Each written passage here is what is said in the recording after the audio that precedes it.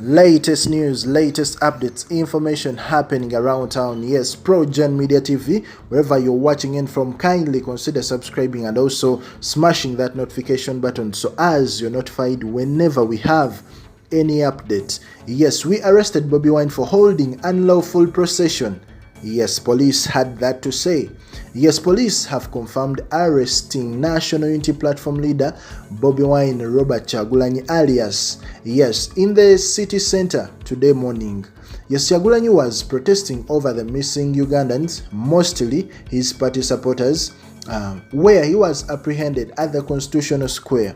Yes, addressing journalists at the police headquarters in Naguru, police spokesperson Enanga said the new leader is currently detained at the Central Police Station in Kampala, where he is recording a statement. And this is what he had to say. It is true he has been arrested together with Joel Ssenyonyi for taking part in unlawful procession. They were holding a procession in the Central Business District. They are recording statements to know the next course of action. That is what Enanga had to say. Yes, Bobi Wine, who claims won the elections with 54.19% and called for a countrywide peaceful protests to help him reclaim his victory that he said had been robbed from him by the Electoral Commission.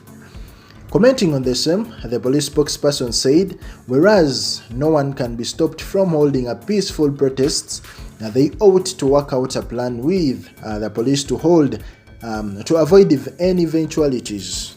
Yes, our politicians should know the right to peaceful assembly is cherished by the government, but people claim peaceful protests, but when they see no outcome, it transitions into violent protests. There have been precedents where organizers fail to control their crowds. It is not only announcing peaceful protests, but work with police to give them your plan to ensure the peaceful assembly is not taken advantage of. Yes, the police mouthpiece insisted that the Ministry of Health standard operating procedures in regards to crowds and assemblies are still in enforcement and should be followed. Last week, the Deputy Inspector General of Police, Major General Paul Lokech,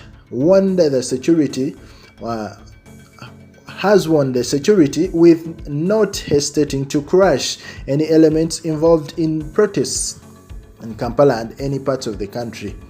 There is no government that can accept such impunity and lawlessness to flourish. If somebody thinks this is a failed state to play around with, you are wasting your time. That is what Lokech had to say.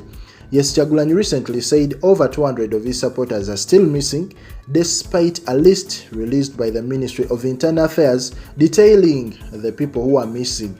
He insisted that many of his supporters are not among those on the list released by the government.